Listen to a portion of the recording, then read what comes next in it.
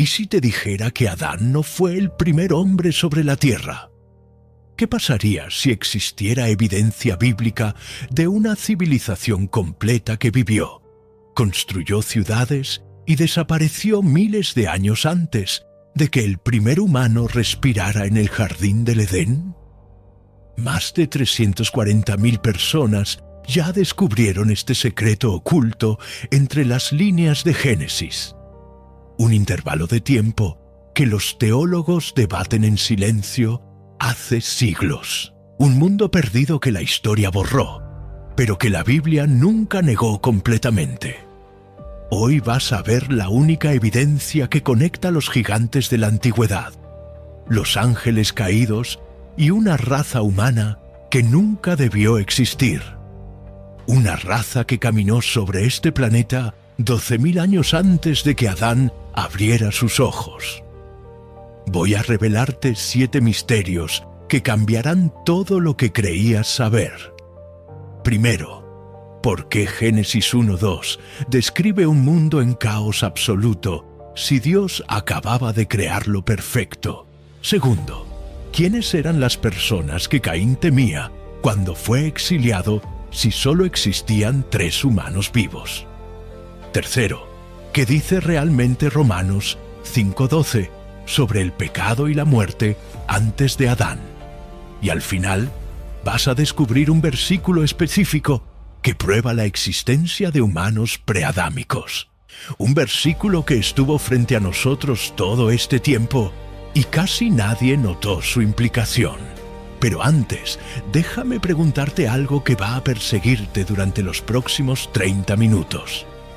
Si Dios es un Dios de orden, luz y perfección, ¿por qué el segundo versículo de la Biblia describe oscuridad, caos y vacío? La respuesta está oculta en una sola palabra hebrea. Y cuando la entiendas, nunca más leerás Génesis de la misma forma. Quédate hasta el final, porque la revelación más impactante está a minutos de distancia. La historia oficial que te enseñaron dice que Génesis 1:1 es la creación absoluta, el Big Bang divino, el momento cero. Pero eso es solo la superficie, porque hay algo en el versículo 2 que los predicadores evitan explicar. Abre tu Biblia en Génesis capítulo 1, versículo 2. Voy a leerte algo y quiero que prestes mucha atención a una palabra específica. Y la tierra estaba desordenada y vacía, y había tinieblas sobre la faz del abismo. ¿La viste? Estaba. Esa palabra puede que sea la clave para desbloquear uno de los mayores misterios de la creación. Imagina la escena por un momento. El Dios Todopoderoso, el arquitecto del universo, acaba de crear los cielos y la tierra en Génesis 1:1. Su obra está completa, perfecta, terminada. Pero entonces, inmediatamente en el versículo siguiente, todo está sumergido en oscuridad, caos absoluto, vacío, tinieblas sobre la faz del abismo. ¿Cómo es posible? ¿Cómo un Dios de orden crea algo y en el verso siguiente ese algo está arruinado? No tiene sentido, a menos que algo pasara entre esos dos versículos. Primera evidencia. Chocante. En el hebreo original, la palabra traducida como estaba es hayá. Y aquí está lo fascinante. Dependiendo del contexto, hayá puede significar dos cosas completamente diferentes. 1. Estaba, un estado existente. 2. Se convirtió en una transformación. ¿Ves la diferencia explosiva? Si la tierra estaba desordenada y vacía, entonces Dios la creó así desde el principio, caótica e imperfecta. Pero si la tierra se convirtió en desordenada y vacía, eso significa que algo catastrófico ocurrió. Algo que transformó un mundo originalmente perfecto en un cementerio cósmico. Pero espera, porque la evidencia se pone aún más intrigante. La frase desordenada y vacía. En hebreo es tohu va bohu. Estas dos palabras aparecen juntas solo en 3 lugares en toda la Biblia. Génesis 1:2 aquí, Jeremías 4:23 e Isaías 34:11. Ahora déjame mostrarte algo perturbador. En Jeremías 4:23, tohu va bohu describe la tierra después de un juicio divino devastador. El profeta tiene una visión. Miré a la tierra, y he aquí que estaba informe y vacía, y a los cielos, y no había luz. Miré a los montes, y he aquí que temblaban, y todos los collados eran destruidos. Miré, y he aquí que no había hombre. No había hombre. En una visión del estado de la tierra, Jeremías ve un mundo destruido donde antes había hombres, ciudades derribadas, montañas temblando, y usa exactamente las mismas palabras que Génesis 1:2. En Isaías 34:11, tohu va bohu describe la desolación que vendría sobre Edom como castigo divino. De nuevo, lenguaje de juicio, de destrucción, de algo que fue arruinado. Lo estás viendo. Tohu va bohu no es lenguaje de creación inicial, es lenguaje de destrucción masiva, de juicio apocalíptico, de algo que fue perfecto y después fue devastado. Entonces, ¿por qué este estado de caos absoluto está justo en el 2º versículo de Génesis? Si nada había sido creado todavía, ¿qué estaría juzgando Dios? ¿Qué civilización había caído? ¿Qué guerra cósmica había terminado dejando el planeta en ruinas? Y aquí viene la pieza que une todo. Isaías 45:18 nos da una pista demoledora, porque así dice Jehová, que creó los cielos. Él es Dios, el que formó la tierra, el que la hizo y la estableció. No la creó en vano, la formó para ser habitada. No la creó en vano, no la creó tohu. Pero Génesis 1:2 nos dice que la tierra estaba tohu, vacía, caótica. ¿Cómo reconciliar estos dos versículos? Como Dios dice, no la creé en vano, pero Génesis dice que estaba en vano. Solo hay una respuesta lógica que respeta ambos textos. Dios no creó la tierra vacía en Génesis 1:1. Él la creó perfecta, habitada, llena de vida y orden. Pero ella se convirtió en vacía en Génesis 1:2 debido a un evento catastrófico. Un juicio, una guerra, una rebelión que destruyó el mundo original. Y si esto es verdad, entonces Génesis 1:3 en adelante no sería la creación original. Sería una recreación, una restauración. Dios estaría tomando un mundo arruinado y preparándolo para una nueva creación, para Adán y Eva, los primeros humanos de la segunda creación, no los primeros seres humanos absolutos en pisar este planeta. Pero esto nos lleva a una pregunta aún más oscura, una que va a abrir el segundo misterio. Si hubo un mundo antes del caos de Génesis 1:2, ¿quién lo destruyó? ¿Qué fuerza fue tan poderosa que convirtió un planeta perfecto en tinieblas y vacío? La respuesta está en una guerra que ocurrió antes del tiempo, antes de Adán, antes de todo lo que conoces. Y eso es lo que vamos a descubrir ahora. Muchos teólogos apuntan a un evento específico que pudo haber causado esa catástrofe cósmica entre Génesis 1:1 y 1:2. Un evento tan devastador que reescribió la física del planeta, la caída de Lucifer. Imagina la escena en el reino celestial antes del tiempo. Un ser de belleza incomparable, cubierto de piedras preciosas, un querubín ungido que caminaba en medio de piedras de fuego. Su nombre era Lucero, hijo de la mañana, y él no era un ángel cualquiera. Era el director del coro celestial, el sello de la perfección, lleno de sabiduría y acabado de hermosura.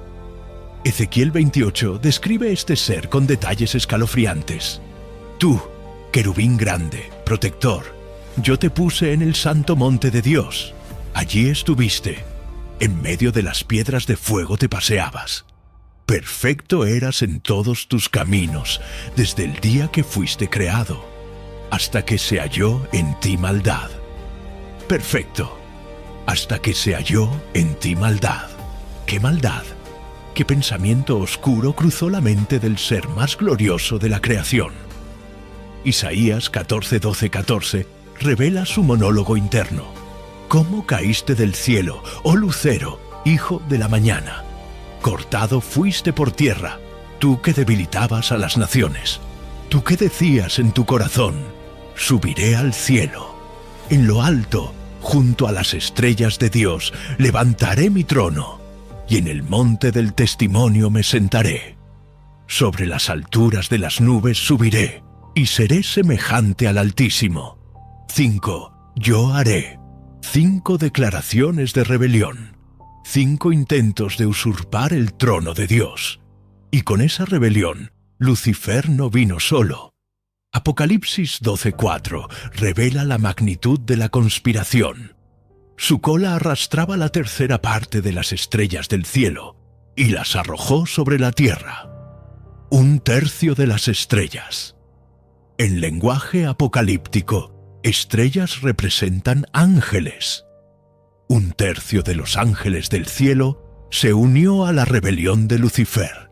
No fueron 5, no fueron 100, fueron millones.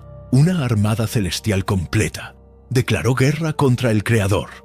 Y Apocalipsis 12:7-9 describe el resultado. Hubo una guerra en el cielo. Miguel y sus ángeles luchaban contra el dragón, y luchaban el dragón y sus ángeles, pero no prevalecieron, ni se halló ya lugar para ellos en el cielo. Y fue lanzado fuera el gran dragón, la serpiente antigua, que se llama Diablo y Satanás, el cual engaña al mundo entero. Fue arrojado a la tierra, y sus ángeles fueron arrojados con él. Fue arrojado a la tierra. La batalla fue en el cielo, pero el resultado fue precipitado aquí, en este planeta, en el mundo que Dios había creado perfecto en Génesis 1:1. Ahora conecta los puntos conmigo. Si Lucifer cayó, si hubo una rebelión cósmica, si 1/3 de los ángeles fue expulsado del cielo con él, ¿dónde ocurrió el impacto? ¿Dónde aterrizaron esas huestes rebeldes? ¿Dónde se libró la batalla final? La tierra. ¿Será que la tierra que Dios creó perfecta en Génesis 1:1 fue el campo de batalla de esa guerra cósmica? ¿Será que la destrucción causada por esa rebelión es lo que transformó el planeta en Tohu Vabohu, en caos y vacío? Piénsalo. Jesús mismo confirma que él vio esa caída. Lucas 10:18. Yo veía a Satanás caer del cielo como un rayo. Como un rayo. Un impacto violento, repentino, devastador.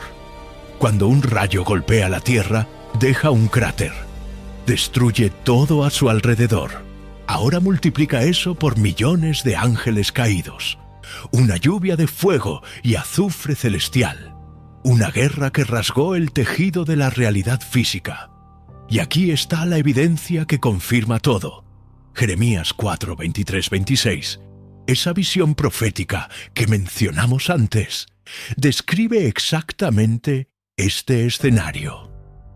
El profeta ve la tierra después del juicio. Miré a la tierra, y he aquí que estaba informe y vacía. Tohu Vabohu. Y a los cielos, y no había luz. Miré a los montes, y he aquí que temblaban, y todos los collados eran destruidos. Miré, y he aquí que no había hombre, y todas las aves de los cielos habían huido. Miré, y he aquí el campo fértil era un desierto, y todas sus ciudades eran asoladas delante de Jehová, delante del furor de su ira. Todas sus ciudades. Ciudades que existían antes del juicio. Ciudades que fueron asoladas. ¿Ciudades de quién? Si esto es una visión del estado de la tierra en Génesis 1:2, Entonces había civilización antes del caos. Había hombres antes de Adán. Había ciudades antes del jardín del Edén. Y esas ciudades fueron destruidas en la guerra entre Miguel y Lucifer, entre los ángeles leales y los rebeldes. Una guerra que convirtió un paraíso en un cementerio planetario. Pero aquí viene el tercer misterio, uno que va a sacudir todo lo que pensabas sobre el diluvio de Noé. Si hubo una destrucción masiva antes de Adán, ¿por qué Dios permitió que vida inteligente sobreviviera en formas alteradas? ¿Por qué encontramos gigantes en la Tierra tanto antes como después del diluvio? La respuesta está en un pacto oscuro que 200 ángeles caídos hicieron en el monte Hermón. Un pacto que casi destruyó el plan divino. Y eso es lo que viene ahora. Lo que voy a decir ahora fue censurado por la Iglesia durante más de 1500 años, removido de los cánones, escondido en cuevas, quemado en hogueras, pero los textos sobrevivieron, y lo que revelan es absolutamente devastador. El libro de Enoc, citado por Judas en el Nuevo Testamento, describe con detalles precisos lo que sucedió después de que los ángeles cayeron a la tierra. Y no fue lo que te enseñaron en la escuela dominical. Génesis 6:1-2 da solo un vistazo. Aconteció que cuando comenzaron los hombres a multiplicarse sobre la faz de la tierra y les nacieron hijas, los hijos de Dios vieron que las hijas de los hombres eran hermosas, y tomaron para sí mujeres, escogiendo entre todas. Los hijos de Dios. En hebreo, Bene Elohim. Este término aparece en Job para referirse específicamente a seres angelicales. Y estos seres tomaron para sí mujeres. La interpretación tradicional intenta suavizar esto. Oh, eran los hijos de Set mezclándose con las hijas de Caín. Pero esa explicación no resiste un análisis serio. ¿Por qué el resultado de un matrimonio normal entre humanos produciría gigantes? ¿Por qué Dios destruiría el mundo entero por simples matrimonios mixtos? No. Esto fue algo mucho más oscuro, mucho más prohibido. El libro de Enoc, capítulo 6, revela los detalles que Génesis omite. Sucedió que cuando los hijos de los hombres se multiplicaron, les nacieron en esos días hijas hermosas. Los ángeles, los hijos de los cielos, las vieron y las desearon, y se dijeron entre ellos: vayamos y escojamos mujeres de entre las hijas de los hombres y engendremos hijos. Pero aquí está la parte que te va a helar la sangre. Semiaza, el líder de estos ángeles, sabía que lo que estaban a punto de hacer era una abominación tan grande que merecería castigo eterno. Entonces hizo algo calculado. Propuso un pacto. Enoc 6:3-4. Semiaza les dijo: temo que no queráis cumplir con esta acción, y sea yo el único responsable de un gran pecado. Todos le respondieron: hagamos todos un juramento, y comprometámonos todos bajo un anatema a no retroceder en este proyecto hasta ejecutarlo realmente. 200 ángeles hicieron un pacto de sangre, un juramento bajo anatema. Se comprometieron mutuamente a contaminar la raza humana. Y eligieron un lugar específico para sellar ese pacto: el monte Hermón. El nombre Hermón viene de la raíz hebrea Herem, que significa maldito o dedicado a la destrucción. Este monte, hasta el día de hoy, marca el punto donde 200 ángeles caídos descendieron y juraron destruir la pureza de la creación adámica. Y cumplieron su promesa. Enoc 7:1-2 describe el resultado. Todos y sus jefes tomaron para sí mujeres, y cada uno escogió entre todas, y comenzaron a entrar en ellas y a contaminarse con ellas. y ellas quedaron embarazadas y parieron gigantes de unos 3000 codos de altura. 3000 codos. Eso es aproximadamente 1350 metros. Obviamente hay problemas de traducción o exageración poética aquí, pero el punto es claro. Estos no eran humanos normales. Eran híbridos. Quimeras genéticas. Abominaciones que nunca debieron existir. Génesis 6:4 confirma. Había gigantes, Nefilim, en la tierra en aquellos días, y también después que se llegaron los hijos de Dios a las hijas de los hombres, y les engendraron hijos. Estos fueron los valientes que desde la antigüedad fueron varones de renombre. Nefilim, del hebreo Nafal, que significa caídos o los que hacen caer. Y nota algo crítico. Había gigantes en la tierra en aquellos días, y también después. También después. ¿Después de qué? Después del diluvio. Los Nefilim existían antes del diluvio y reaparecieron después. ¿Cómo es eso posible si el diluvio supuestamente destruyó toda carne, excepto Noé y su familia? Números 13:33 confirma que los Nefilim sobrevivieron. También vimos allí gigantes, hijos de Anak, raza de los gigantes, y éramos nosotros, a nuestro parecer, como langostas, y así les parecíamos a ellos. Los espías de Israel, siglos después del diluvio, encuentran gigantes, descendientes de los Nefilim, razas enteras, los refaitas, los anaceos, los semitas, los zomzomeos. Deuteronomio los menciona como pueblos de estatura gigantesca que habitaban la tierra prometida.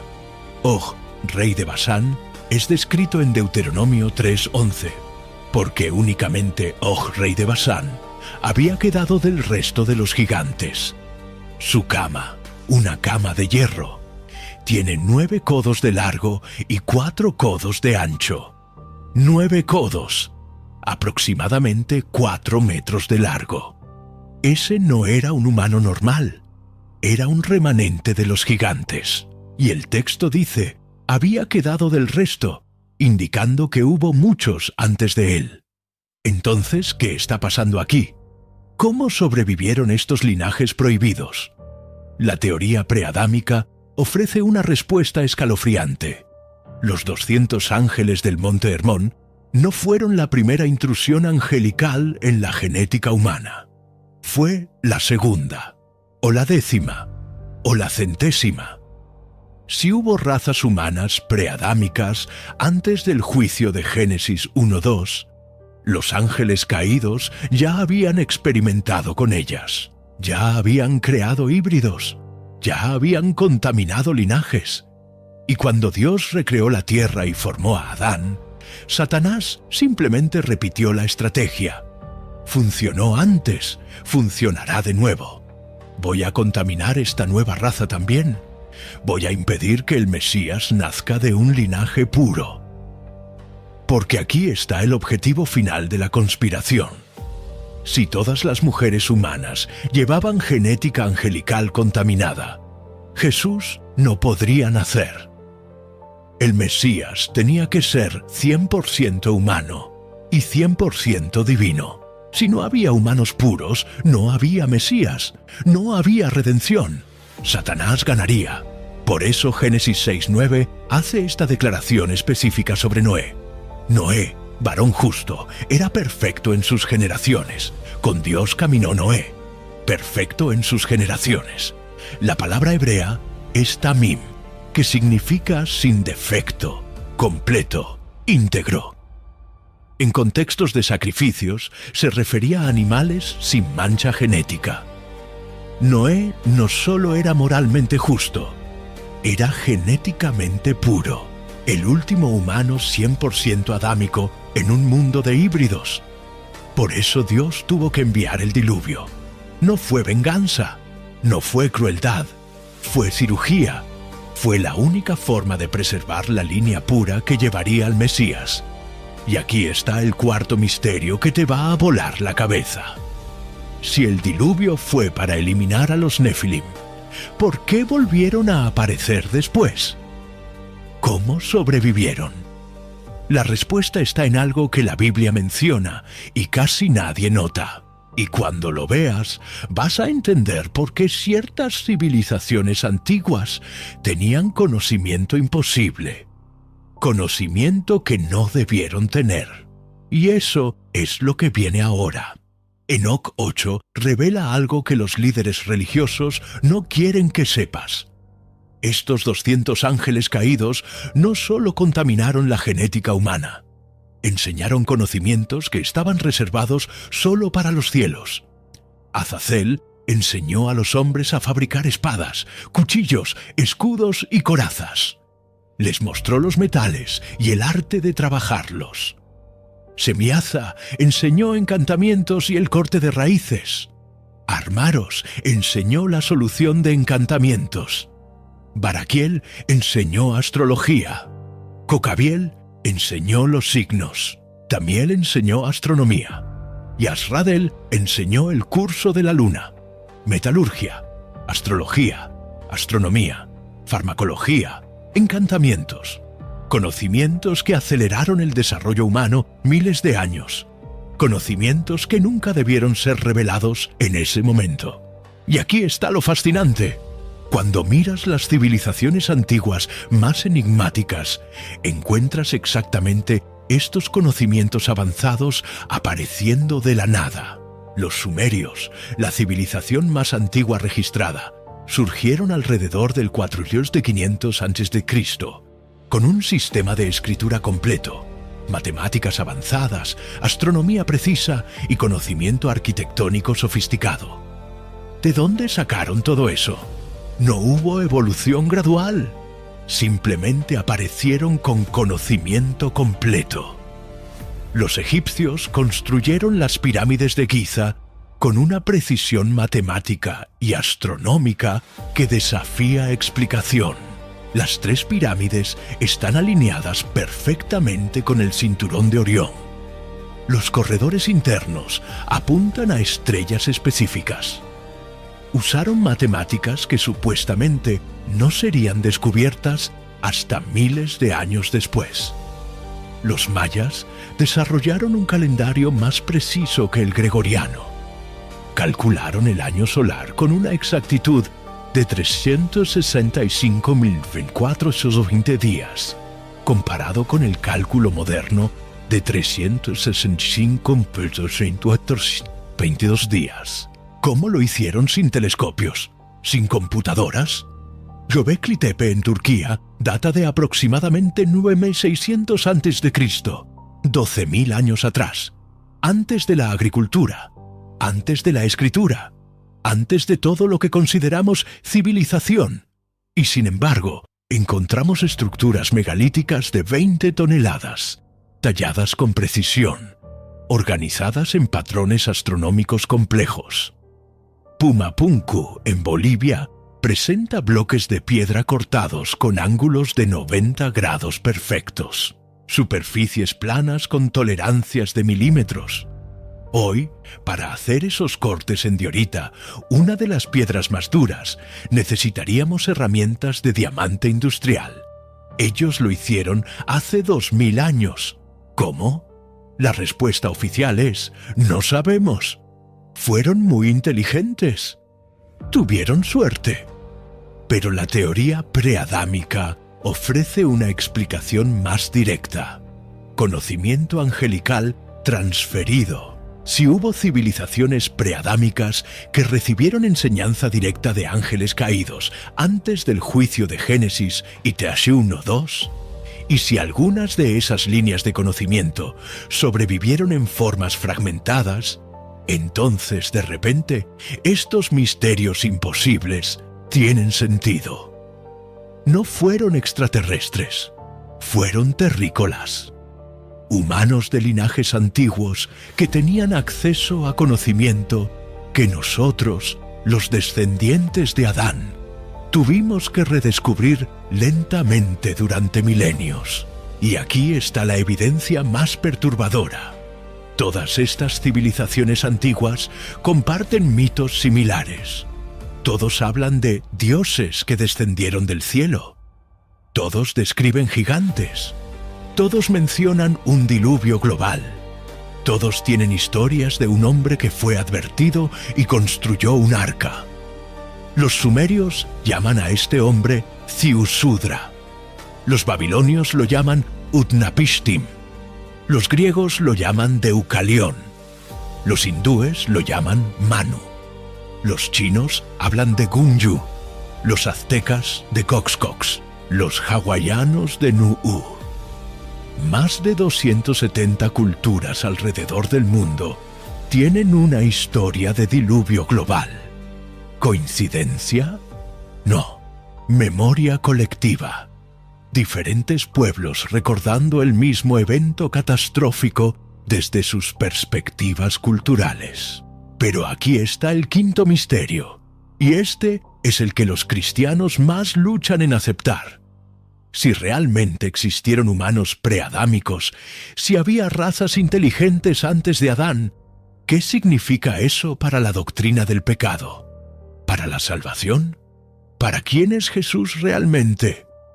Romanos 5:12 dice claramente: por tanto, como el pecado entró en el mundo por un hombre, y por el pecado la muerte, así la muerte pasó a todos los hombres, por cuanto todos pecaron. Por un hombre. Adán. Si Adán no fue el primer humano, ¿cómo el pecado entró en el mundo por un hombre? ¿Cómo la muerte pasó a todos si había otros que vivían y morían antes de él? Esta es la pregunta que probablemente te está dando vueltas en la cabeza ahora. Y la respuesta va a sorprenderte, porque no contradice la Biblia. La confirma de una manera que nunca imaginaste. Y eso es lo que viene ahora. Aquí está la clave teológica que resuelve todo. Las razas preadámicas no tenían alma eterna. No fueron creadas a la imagen completa de Dios como Adán.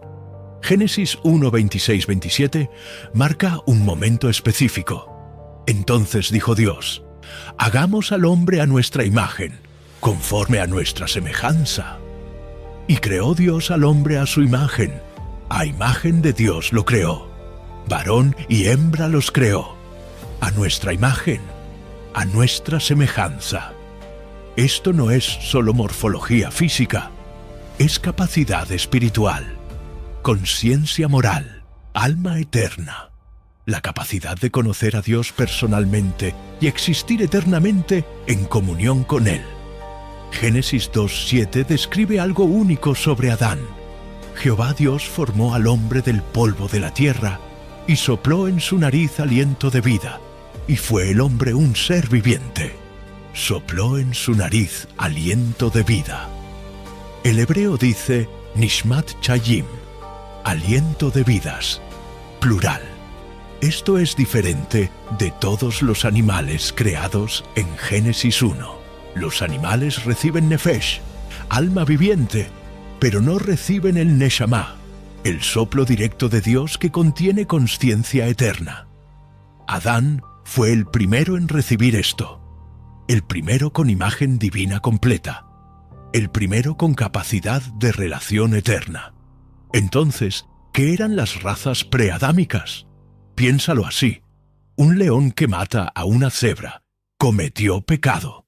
No, porque el león no tiene ley moral interna, no tiene alma eterna, no tiene la imagen de Dios. Simplemente actúa según sus instintos. Vive, come, se reproduce y muere. No hay cielo para el león, no hay infierno, no hay juicio eterno.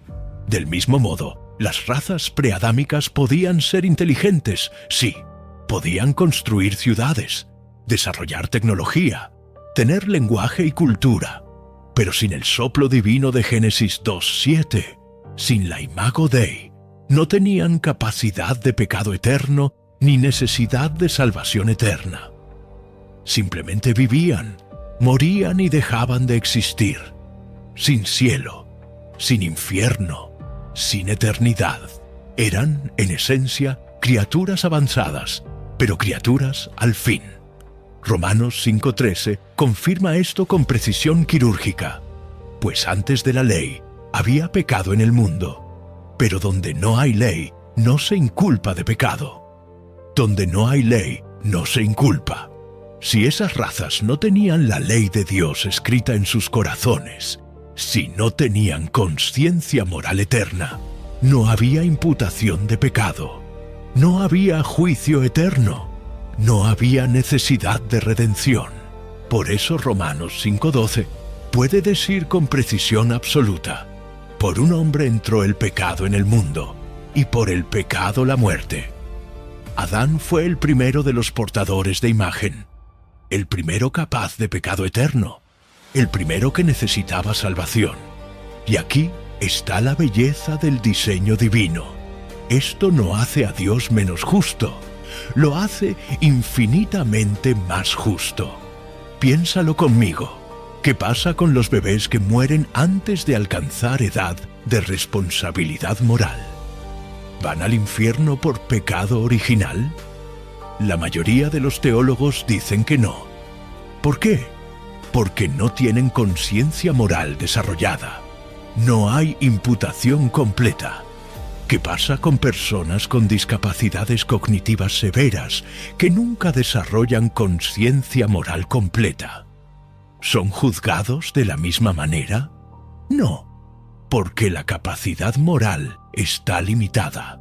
¿Qué pasa con tribus aisladas en el Amazonas que nunca oyeron el nombre de Jesús?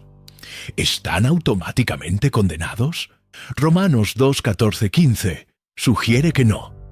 Cuando los gentiles que no tienen ley hacen por naturaleza lo que es de la ley, estos, aunque no tengan ley, son ley para sí mismos, mostrando la obra de la ley escrita en sus corazones. Solo aquellos creados con almas eternas y capacidad moral completa enfrentan juicio eterno. Y eso comenzó con Adán. Entonces, ¿por qué Jesús vino? Juan 3:16 dice: porque de tal manera amó Dios al mundo, que ha dado a su Hijo unigénito, para que todo aquel que en él cree no se pierda, mas tenga vida eterna. Si había otras razas preadámicas, ¿Cristo murió por ellas? No, porque no necesitaban salvación en el sentido eterno. No tenían almas eternas que salvar. Jesús vino específicamente para la raza adámica, los portadores de la imagen, los únicos seres en el universo creados con la capacidad de conocer a Dios personalmente y vivir eternamente. Mira cómo es específico. Jesús no se hizo un ser inteligente genérico, se hizo humano adámico, descendiente directo de Adán a través de María. Lucas 3:23-38 traza la genealogía de Jesús hasta Adán, hijo de Dios. ¿Por qué el autor menciona eso? Porque hay especificidad en la encarnación. Jesús tenía que ser del linaje de Adán para ser el Goel, el pariente redentor que compra de vuelta a su propia familia. Hebreos 2:16 lo dice explícitamente: porque ciertamente no socorrió a los ángeles, sino que socorrió a la descendencia de Abraham. No tomó la naturaleza de ángeles, no tomó la naturaleza de seres preadámicos, no tomó la naturaleza de híbridos nefilim. Tomó específicamente la descendencia de Abraham, que desciende de Sem, que desciende de Noé, que desciende de Set, que desciende de Adán. Esta es la línea de la alianza, la línea del Mesías, la línea que Satanás intentó contaminar con los 200 ángeles del monte Hermón. La línea que Dios preservó a través del diluvio en Noé. La línea que culmina en Jesús. Y aquí está el sexto misterio, uno que va a cambiar completamente tu cosmovisión. Si sumas las genealogías bíblicas desde Adán hasta Cristo, obtienes aproximadamente 4000 años. Desde Cristo hasta hoy, otros 2000 años. Total, 6000 años desde Adán. Los creacionistas de Tierra Joven paran ahí y dicen: ¿ves? La Tierra tiene 6000 años. Pero la teoría preadámica separa dos eventos completamente diferentes. La creación original de Génesis 1:1, que pudo haber ocurrido hace miles de millones de años. La creación adámica de Génesis 1:3 en adelante, que ocurrió hace aproximadamente 6.000 años.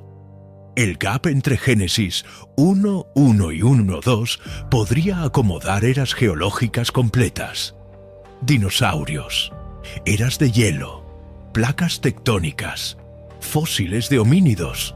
Todo eso antes de Adán. Esto armoniza la Biblia con la ciencia sin comprometer ninguna de las dos. No tienes que defender una tierra de 6.000 años contra montañas de evidencia geológica. No tienes que torcer la Biblia para que encaje con evolución darwiniana. Simplemente reconoces que hubo creación, juicio, destrucción y recreación. Los fósiles que encontramos son restos del mundo preadámico.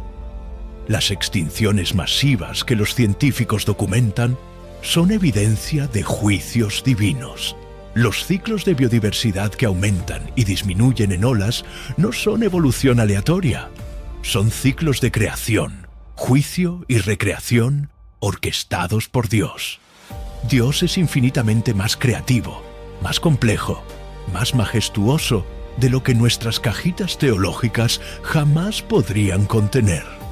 Isaías 55, 8, 9 lo dice perfectamente.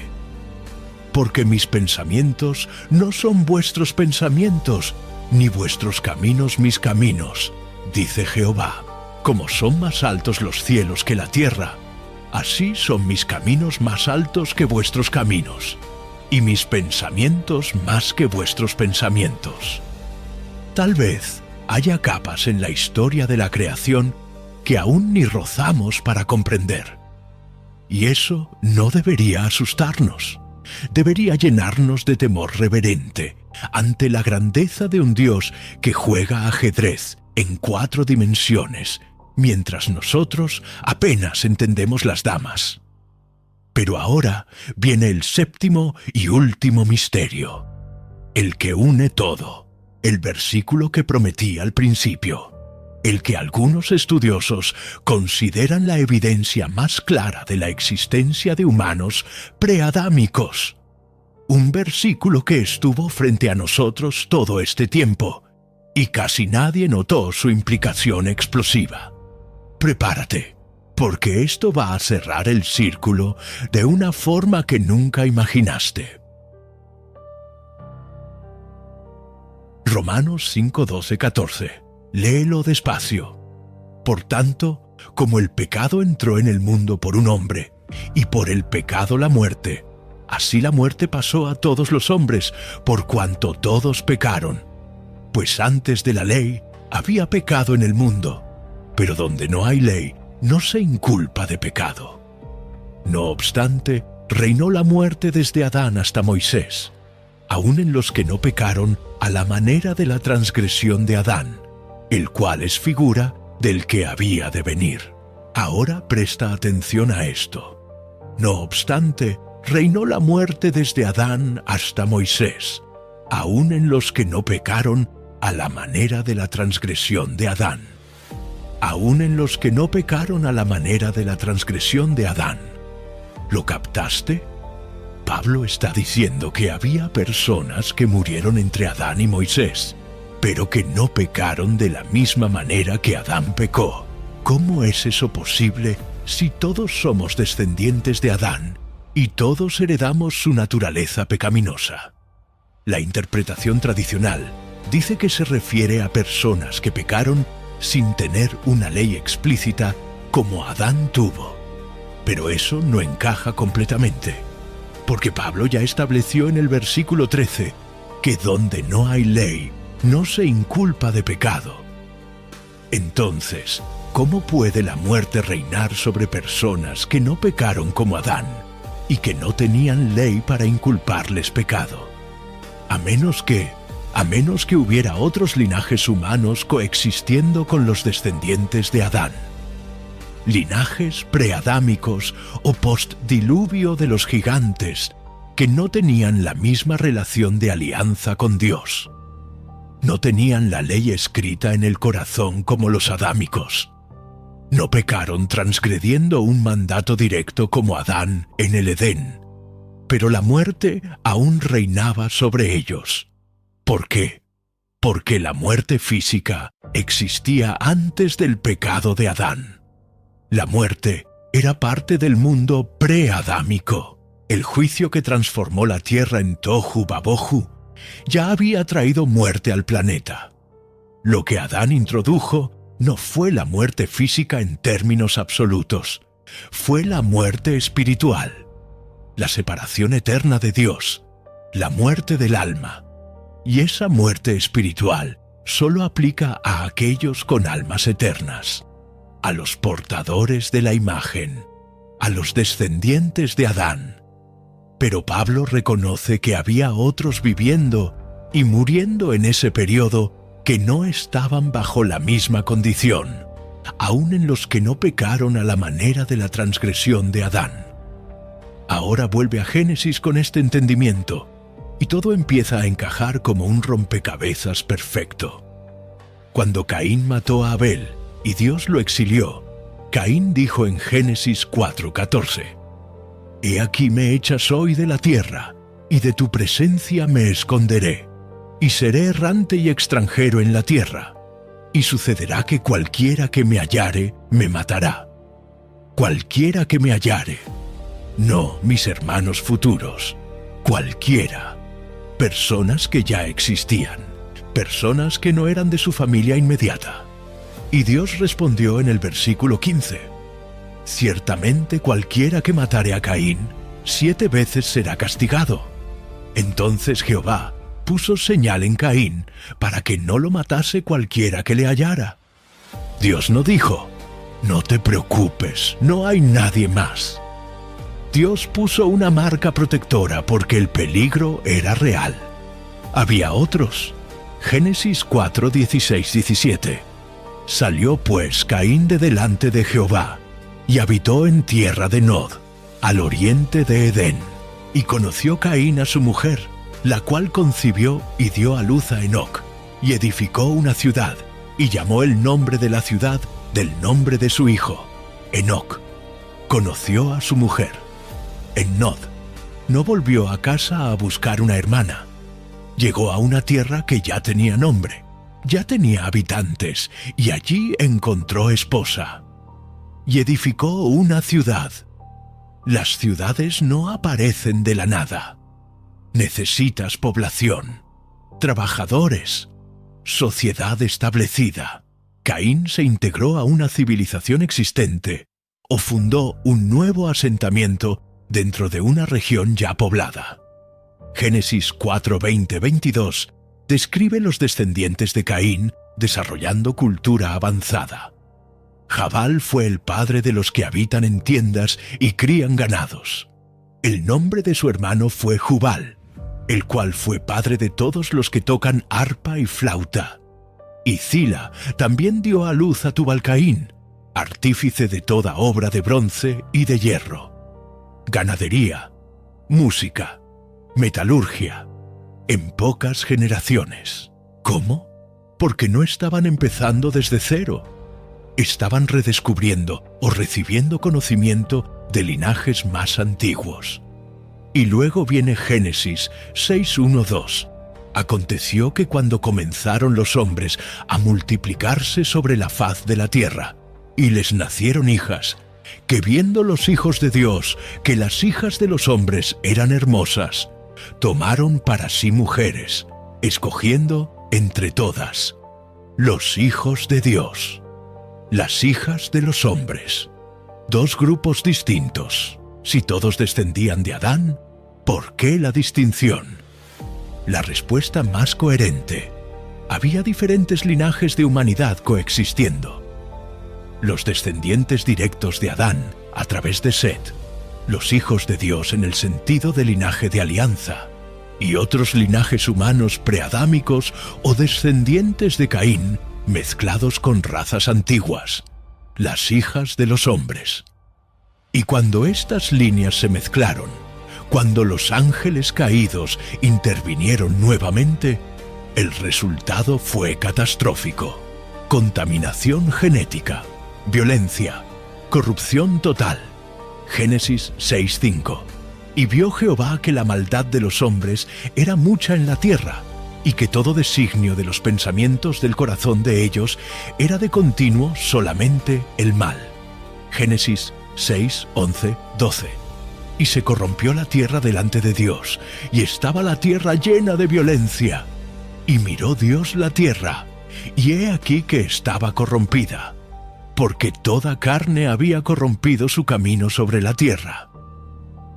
Toda carne, no solo humanos. Toda carne había corrompido su camino. Esto sugiere alteración genética masiva, híbridos, quimeras. Un mundo donde la línea entre humano, animal y angelical se había desdibujado hasta desaparecer. Por eso Dios tuvo que resetear. Por eso el diluvio no fue opcional. Era cirugía radical.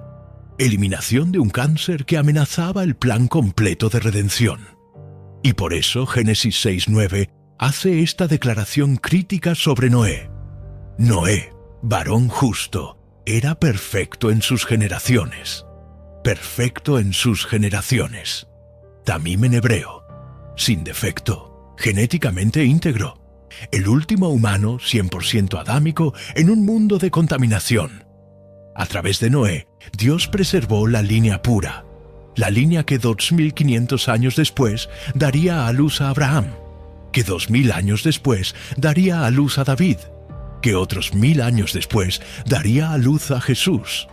La línea de la alianza, la línea del Mesías, la línea que Satanás intentó destruir repetidamente, pero que Dios protegió con precisión quirúrgica.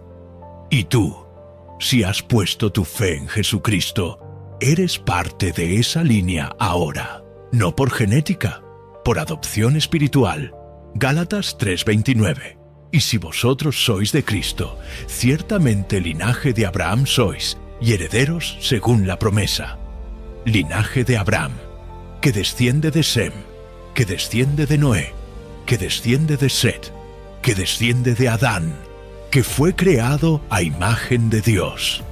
Eres portador de la imagen divina. Eres la única criatura en el universo con alma eterna. Eres aquel por quien Cristo murió. Eres hijo de Dios, no por accidente, sino por diseño eterno. Pudo haber habido otras razas, otros linajes, otras criaturas inteligentes en los eones antes de Adán. Pero tú eres especial.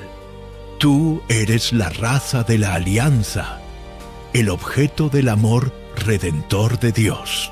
Entonces, ¿qué cambia si todo esto es verdad? ¿Qué cambia en tu vida si hubo realmente un mundo 12.000 años antes de Adán? ¿Si existieron razas preadámicas? ¿Si los gigantes fueron reales? ¿Si los ángeles caídos caminaron sobre la tierra? Aquí está la belleza. Nada cambia en las doctrinas fundamentales que importan eternamente.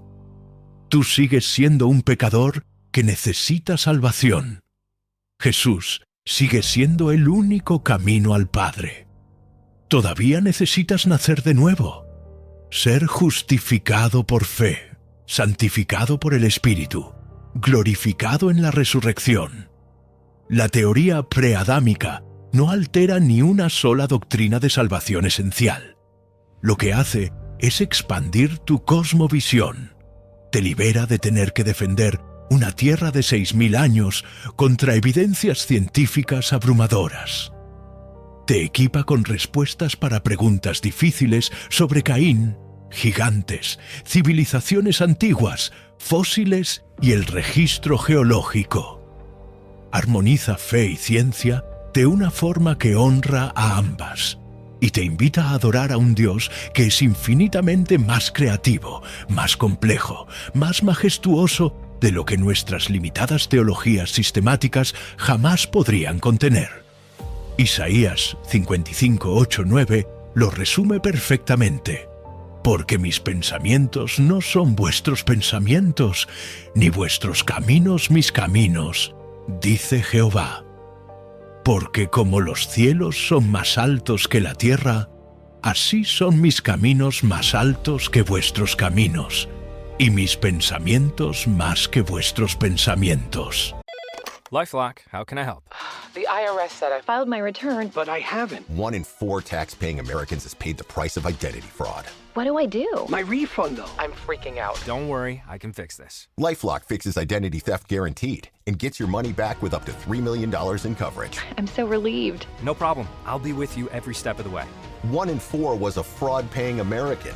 Not anymore. Save up to 40% your first year. Visit LifeLock.com/podcast. Terms apply.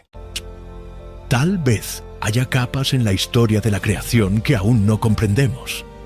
Tal vez Génesis 1 y 2 sean ventanas a un panorama mucho más vasto y antiguo. Tal vez el proyecto creativo de Dios incluya múltiples creaciones, juicios y recreaciones a lo largo de eones. Y eso no debería asustarnos. Debería llenarnos de asombro. Ahora, tal vez estás pensando, ¿por qué los pastores nunca hablan de esto? Porque es controversial. Porque la mayoría de los evangélicos no lo aceptan. Porque hay miedo de que esto desestabilice la fe de personas simples. Pero tú no eres una persona simple. Llegaste hasta aquí. Viste toda la evidencia. Pensaste, cuestionaste, expandiste tu comprensión de lo que es posible en el proyecto creativo de Dios.